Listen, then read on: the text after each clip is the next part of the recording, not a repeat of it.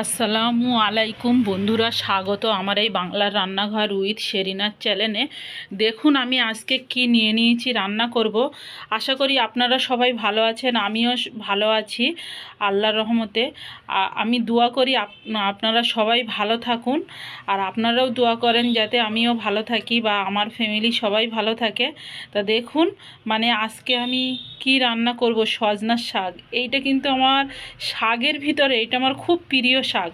কার কার এই শাকটা ভালো লাগে কমেন্টে প্লিজ প্লিজ প্লিজ জানাবেন। তা সবার প্রথমে আমি শাকটা কুটে নিয়ে ভালো করে ধুয়ে নিয়েছি, আর পানিটা ফুটে যাবার পরে তারপরে এই শাকটা দিতে হয়। পানি ফুটে গেলে শাকটা দিলে কি শাকটা জড়িয়ে যায় না, আর আগে যারা শাকটা দেয় শাকটা দলা বেঁধে জড়িয়ে থাকে, সে শাকটা অতটা ভালো সিদ্ধ হয় ঠিকই, কিন্তু খুব ফ্রেশভাবে সুন্দরভাবে হয় না। তা আমি একটু লবণ দিয়ে দিলাম, শুধু খালি লবণ আর কিচ্ছু না। আপনারা চাইলে একটু ঝাল কুচি করে দিতে পারেন বা পেঁয়াজ দিতে পারেন, তা আমি কিছুই দেব না। আমি শুধু লবণ দিয়ে সিদ্ধ করে নিয়ে লাস্টে একটু 2-3 মিনিট ফুটিয়ে নেবার পরে এই যে খাবার সোঁটা আমি দিয়ে দিলাম। খাবার সোঁটা কিন্তু বেশি দেবেন না, তাহলে তেতো হয়ে যাবে শাকটা। আর খাবার সোঁটাটা খুব কম দেবেন, আর বিশেষ করে পানিটা একটু বেশি দেবেন। পানিটা একটু বেশি দিলে কি ওই খাবার সোঁটার যে গন্ধটা বা শাকের যে ওটা বেরিয়ে যাবে, ওটা তিতো ভাব থাকবে না। সবাই খেতে ভালোবাসবে, বাচ্চারা অনেক সময় খেতে চায় না কিন্তু খাবে। এই দেখুন আমার শাকটা, অতটা শাক নিয়েছি, কত কম হয়েছে দেখেন। এবারে আমি শাকটা কিভাবে তেলের উপরে দিই দেখেন। আপনারা চাইলে চিংড়ি মাছ ব্যবহার করতে পারেন, পেঁয়াজ ব্যবহার করতে পারেন।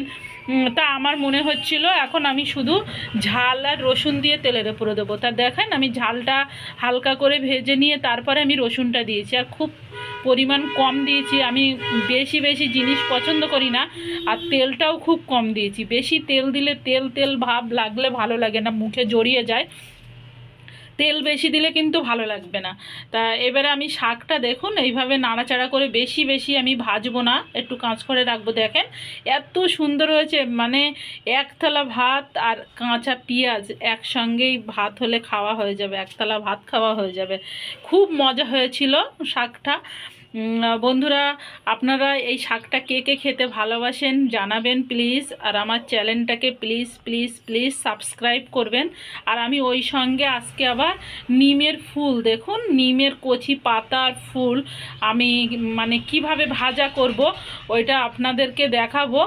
তা সবার প্রথমে কচি কচি নিমের পাতার ফুলগুলো আমি নিয়ে নিলাম, বেছে নিলাম, ছাড়িয়ে নিলাম আর কি পাতা থেকে। আর পাকা পাতাগুলো আমি ছাই করে খাবো, ভেজে রাখবো, ভেজে রেখে পেঁয়াজ ঝাল দিয়ে ওটা আপনাদের দেখাবো। তা এই কুচি কুচি করে আলু, কুচো আলু, যেটা ছোট আলু সেটা কুচে নিয়েছি। তারপরে আমি সবার প্রথমে কড়াইতে তেল দিয়ে আমি আলুটা প্রথমে আগে কিছু 1-2 মিনিট ভেজে নেব। ভেজে নেওয়ার পরে আর লবণ দিয়ে অবশ্যই ভাজবো, তারপরে আমি পাতাগুলো দেবো। যেহেতু আমি প্রথম থেকেই যদি আলু ভাজিতে পাতা দিই সে পাতাটা পুড়ে যাবে, অতটা খেতে ভালো লাগবে না।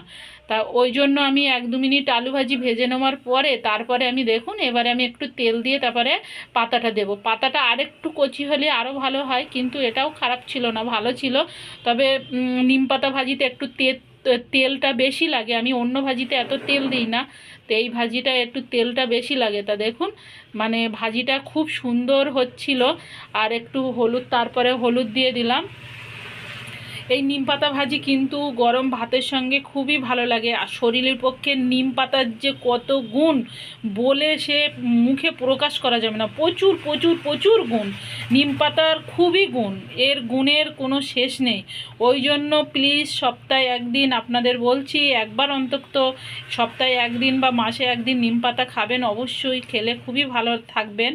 আর দেখুন আমার ভাজাটা হয়ে গেছে, কত সুন্দর ভাজাটা হয়েছে, আর খুব সুন্দর হয়েছে গরম গরম ভাতে। আল্লাহ হাফেজ।